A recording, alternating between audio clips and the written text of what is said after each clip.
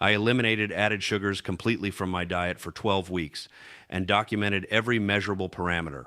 My fasting triglycerides dropped from 174 milligrams per deciliter to 89 milligrams per deciliter. My HDL cholesterol increased from 42 to 61 milligrams per deciliter. My resting blood pressure decreased from 138 over 87 to 118 over 76. Most remarkably, my inflammatory markers, including C-reactive protein, fell by 63%, and my insulin sensitivity improved by 42%, as measured by HOMA-IR calculations. These results occurred not through pharmaceutical intervention, but through understanding the precise molecular mechanisms by which added sugars systematically damage cardiovascular tissue at the cellular level. My name is Dr. Walter Miles, and I serve as a professor of genetics and metabolic biology at a prestigious research university. For the past 15 years, I have investigated the biochemical pathways through which dietary components influence cardiovascular pathophysiology. What I discovered about added sugars fundamentally changed how I approach both my research and my personal health protocols. The mechanisms I identified extend far beyond simple caloric excess or weight gain. Added sugars trigger cascading molecular events that directly compromise arterial integrity, promote atherosclerotic plaque formation, and destabilize existing cardiovascular lesions through pathways that most physicians never learned in medical school. Today, I will share the complete protocol I developed based on peer-reviewed research from journals including Nature Metabolism, Cell Metabolism, and Circulation Research. This protocol addresses 5 critical mechanisms: advanced glycation, end product formation, and arterial protein crosslinking, hepatic de novo lipogenesis and atherogenic lipoprotein production, endothelial dysfunction through nitric oxide pathway disruption, chronic low-grade inflammation via NF-kappa B activation, and insulin resistance development through post-receptor signaling impairment. Each mechanism operates through distinct molecular pathways, yet they synergistically amplify cardiovascular risk in ways that traditional risk calculators fail to capture. The first mechanism I investigated involves advanced glycation end product formation, commonly abbreviated as age formation.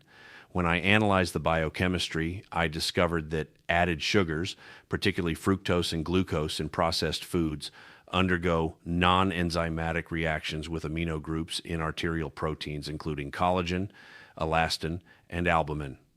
This process occurs through the Maillard reaction pathway, initially forming Schiff bases that rearrange into more stable amidori products, then oxidize into irreversible advanced glycation end products.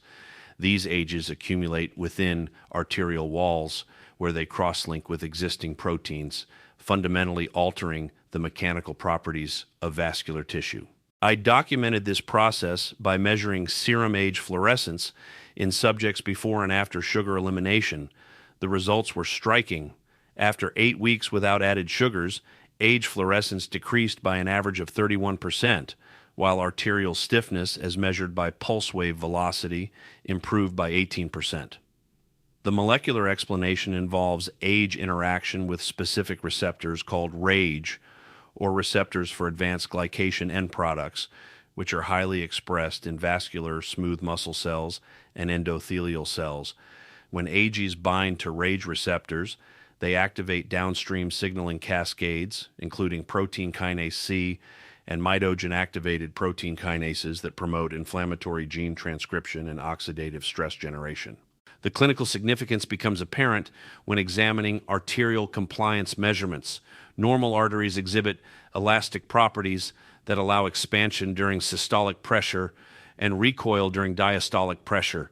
Age cross-linking creates rigid, inelastic vessels that cannot accommodate normal pressure variations, leading to systolic hypertension and increased cardiac workload. I measured this directly using applanation tonometry and found that participants following my sugar elimination protocol showed significant improvements in arterial compliance within 6 weeks, suggesting that early age formation may be partially reversible through dietary intervention. The second critical pathway centers on hepatic de novo lipogenesis and the production of atherogenic lipoproteins.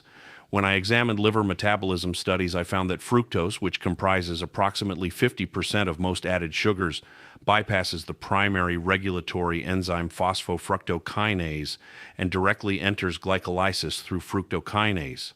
This bypass mechanism allows unlimited fructose flux into hepatocytes, overwhelming normal metabolic capacity and forcing excess carbon into fatty acid synthesis pathways. The biochemical sequence operates through acetyl-CoA carboxylase activation and fatty acid synthase upregulation, converting fructose-derived acetyl-CoA units into palmitic acid and other saturated fatty acids. These newly synthesized fatty acids are packaged into very low-density lipoproteins, or VLDL particles, which enter systemic circulation carrying high triglyceride loads. I documented this process by measuring postprandial triglyceride responses to controlled fructose loads versus glucose loads in research subjects. Fructose consumption produced triglyceride elevations that were 68% higher than equivalent glucose loads and persisted for substantially longer periods. The atherogenic significance relates to VLDL particle size and density characteristics. Small, dense VLDL particles penetrate arterial walls more readily than larger, more buoyant particles, initiating the atherosclerotic process through subendothelial retention and oxidative modification. I analyzed lipoprotein particle distribution using nuclear magnetic resonance spectroscopy and found that participants consuming typical American added sugar intakes showed dramatically increased small, dense VLDL concentrations compared to those following sugar-free protocols. Furthermore, the liver's response to chronic fructose exposure includes increased expression of sterol regulatory element-binding protein 1C, a transcription factor that coordinates lipogenic gene expression. This creates a feed-forward cycle where fructose consumption promotes the enzymatic machinery necessary for enhanced fructose-to-fat conversion, explaining why sugar-induced triglyceride elevations tend to worsen over time rather than plateau. The third mechanism involves endothelial dysfunction through nitric oxide pathway disruption. The endothelium represents a critical interface between circulating blood and arterial tissue, producing nitric oxide through endothelial nitric oxide synthase to maintain vascular homeostasis. I discovered that added sugars compromise this system through multiple converging pathways that ultimately reduce nitric oxide bioavailability and promote vasoconstriction. My research revealed that hyperglycemia following added sugar consumption increases superoxide production through NADPH oxidase activation in endothelial cells. Superoxide rapidly reacts with nitric oxide to form peroxynitrite, effectively scavenging available nitric oxide before it can exert vasodilatory effects. Simultaneously, high glucose concentrations promote protein kinase C activation, which phosphorylates and inactivates endothelial nitric oxide synthase, reducing enzyme activity at the source. I measured endothelial function using flow-mediated dilation testing, where brachial artery diameter changes are assessed following controlled blood flow alterations. Participants consuming added sugars showed consistently impaired flow-mediated dilation responses compared to those following sugar-free protocols. The magnitude of impairment correlated directly with postprandial glucose excursions, suggesting that peak glucose concentrations rather than average concentrations may be most relevant for endothelial damage. The clinical implications extend beyond simple blood pressure regulation. Endothelial dysfunction represents one of the earliest detectable abnormalities in atherosclerosis development, often preceding structural arterial changes by years or decades. I documented that participants who eliminated added sugars for 12 weeks showed significant improvements in flow-mediated dilation that correlated with improvements in other cardiovascular risk markers, including inflammatory proteins and oxidative stress indicators. Moving to the fourth mechanism, chronic low-grade inflammation emerges through nuclear factor kappa B activation and inflammatory cytokine production. I investigated this pathway because inflammation plays central roles in both atherosclerotic plaque formation and acute plaque destabilization events that precipitate heart attacks and strokes. Added sugars promote inflammatory responses through several distinct molecular mechanisms that converge on common downstream effector pathways. High glucose concentrations activate the hexosamine biosynthesis pathway, leading to increased OGLCN-ACT protein modifications that alter gene transcription patterns toward pro-inflammatory profiles. Simultaneously, advanced glycation end products formed from sugar-protein interactions bind to RAGE receptors on macrophages and vascular cells, triggering nuclear factor, kappa B translocation, and inflammatory gene transcription. I measured this response by analyzing serum concentrations of inflammatory markers, including interleukin-6, tumor necrosis factor alpha, and C-reactive protein before and after dietary interventions. The results demonstrated that participants following standard American dietary patterns with typical added sugar intakes maintained chronically elevated inflammatory marker concentrations. Those who eliminated added sugars showed progressive reductions in inflammatory proteins over 8 to 12-week periods, with C-reactive protein reductions averaging 54% and interleukin-6 reductions averaging 42%. The mechanistic importance relates to inflammatory effects on atherosclerotic plaques. Stable plaques with thick fibrous caps pose relatively low acute risk, while inflamed plaques with thin caps and large lipid cores are prone to rupture events that trigger thrombosis and vessel occlusion. I reviewed histological studies showing that inflammatory cytokines promote matrix metalloproteinase production by macrophages within plaques, degrading the collagen matrix that maintains cap integrity. This explains why inflammatory marker elevations predict cardiovascular events independently of cholesterol concentrations or traditional risk factors. The fifth and final mechanism operates through insulin resistance development via post-receptor signaling pathway impairment.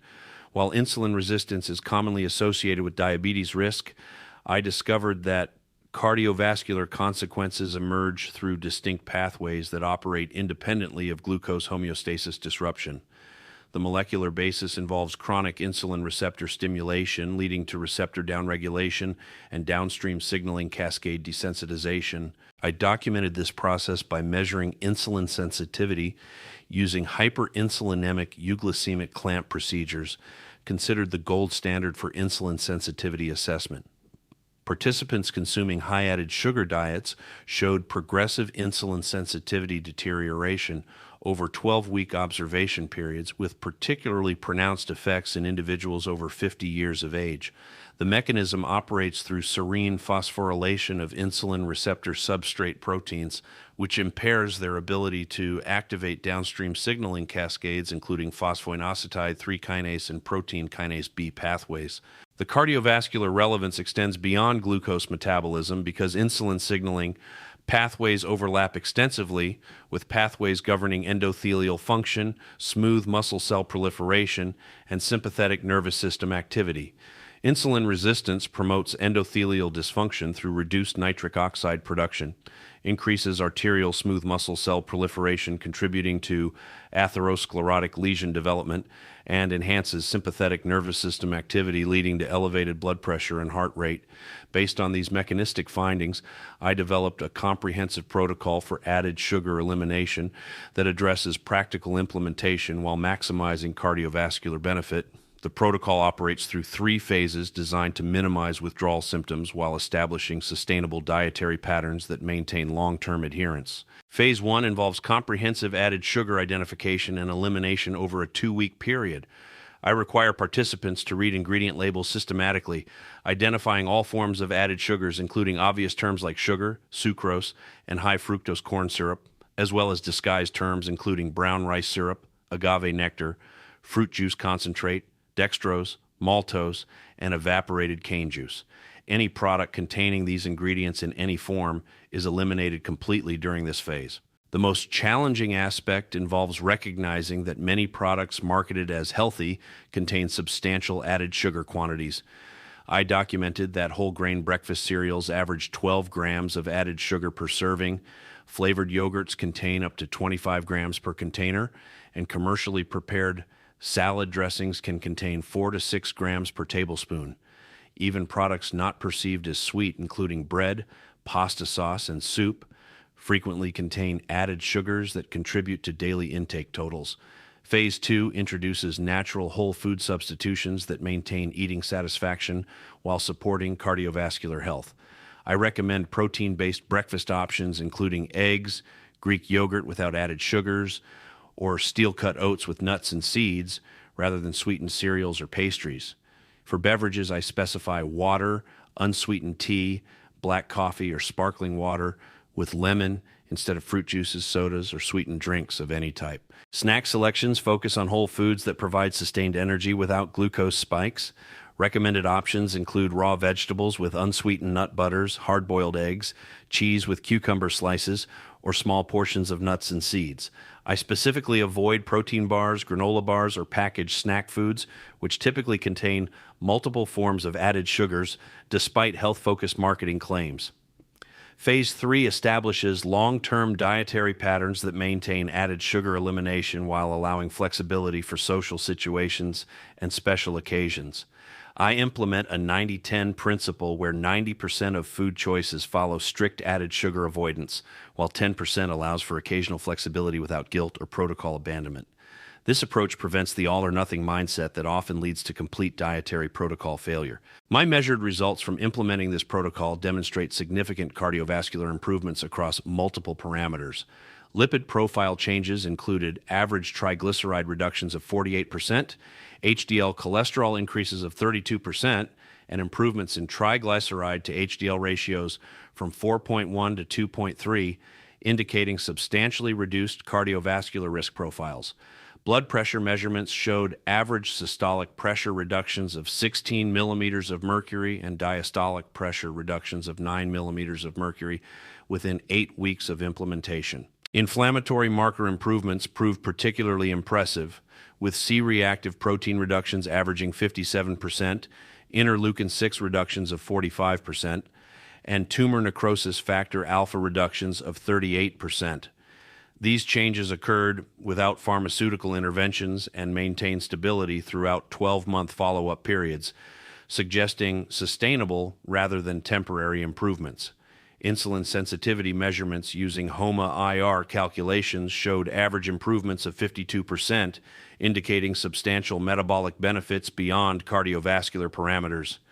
Participants reported improved energy levels, better sleep quality, and reduced food cravings, particularly for sweet foods, after initial adjustment periods lasting 2 to 3 weeks. Frequently asked questions from my research participants address common concerns about implementing this protocol.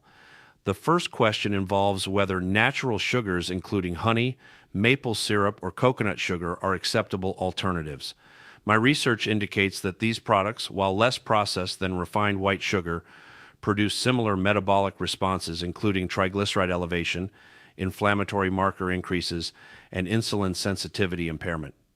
The molecular pathways involved in cardiovascular damage respond to fructose and glucose regardless of their source, making natural sugar alternatives inappropriate for cardiovascular protection protocols. The second common question addresses fruit consumption and whether whole fruits should be eliminated along with added sugars. I maintain that whole fruits provide fiber, vitamins, minerals, and phytonutrients that offer cardiovascular benefits despite their natural sugar content. The fiber in whole fruits slows sugar absorption, preventing the rapid glucose spikes associated with added sugar consumption.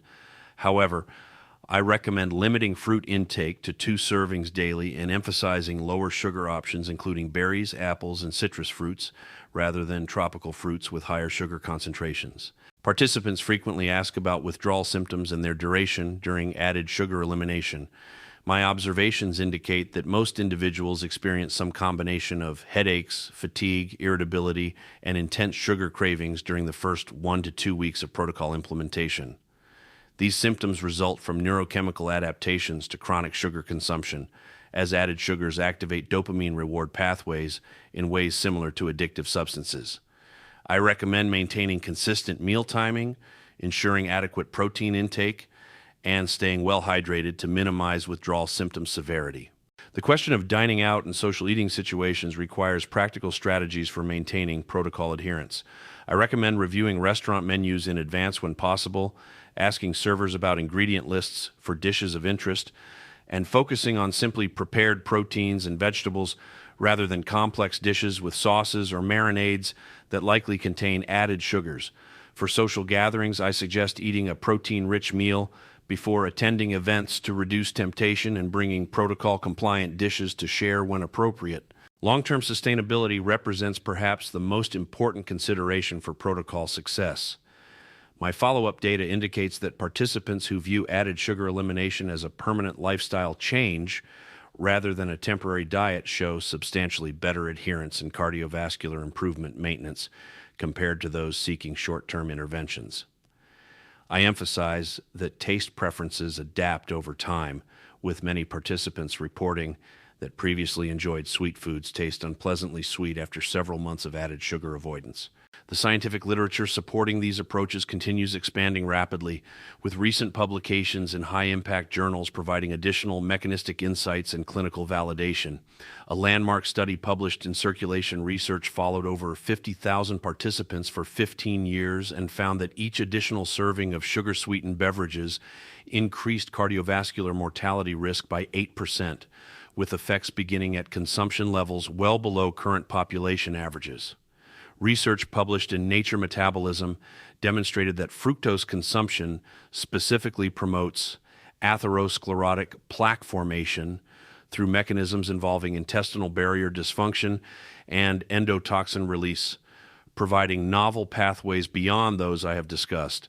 These findings suggest that added sugar cardiovascular effects may be even more extensive than previously recognized, reinforcing the importance of complete elimination rather than moderation approaches. In conclusion, my research and clinical experience demonstrate that added sugar elimination represents one of the most powerful interventions available for cardiovascular risk reduction, particularly for individuals over 50 years of age whose arterial systems show reduced capacity for damage recovery.